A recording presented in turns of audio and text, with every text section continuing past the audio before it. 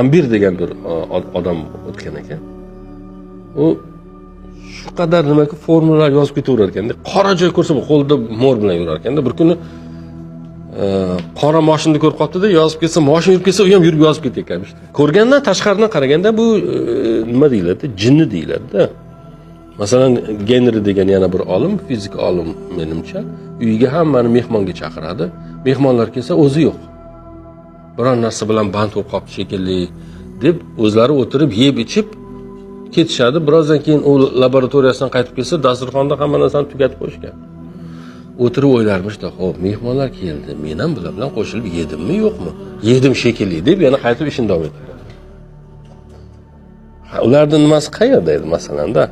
Amrulloh Afandi degan bu yerda Ma'orif vaziri bo'lgan Amrulloh Afandi degan. Bir kuni Uskudarda kemada ketayotganda yonida Britaniyani konsulligida ishlaydigan biri bor ekan. Kema tiqilinch bo'lganda, parom bo'ladi, olib o'tadigan. Uskudarda, Bo'g'ozda.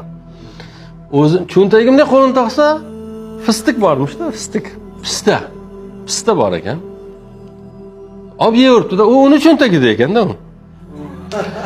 Solarmish, olib yermish. Solarmish, endi boyagi britaniyalik nima? Hijolatda, afandim, biz yashaydigan mahallada pista sotmaydi. Shu men bolalarim pistani yaxshi ko'radi. Desa, ha dermish-da endi, hijolat. Yana endi u bilmayapti-da u. Hazlashyapti deb o'ylayapti, boshqa deb o'ylayapti. Afandim, shu pista qolarmikin ozgina desa, "Nasam deb yana yermish-da. Shu agar ozgina nima qilsangiz, bolalarimga bersam, shuni olib, "Ma" deb qo'lga berib, yana olib yegan ekan-da. Xayol joyida bo'lmagan. Bo'lmasa Ma'orif vazir.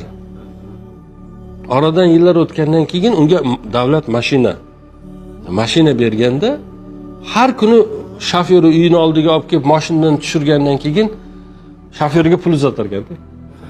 Afandim, bu sizning mashinangiz? Ha, deb esimga tushib qoldi, ketar ekan. Bir kuni mahallasida bir xotin o'sha nimani Amrulloh Afandini Ma'orif vazirini uylari qaysi desa, u odam qaysi ekan, kim ekan u vazir degan ekan. O'zini.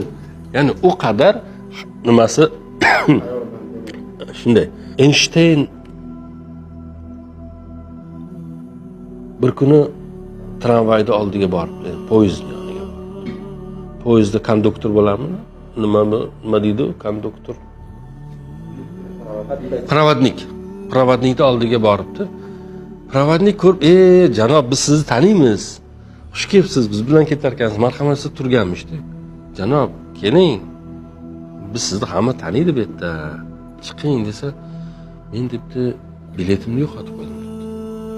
Bu bo'lgan voqea emas. Biletimni yo'qotib qo'ydim desa, bilet shart emas sizga. Sizni shundoq ham hamma taniydi. Keling, chiqing desa, yaxshi-da, men biletimda qayerga borishim yozilgan debdi.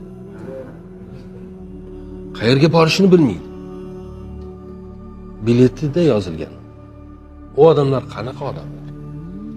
Bizning nazdimizda ular bir devona odamlar yoki faylasuf bo'lishi mumkin boshqa.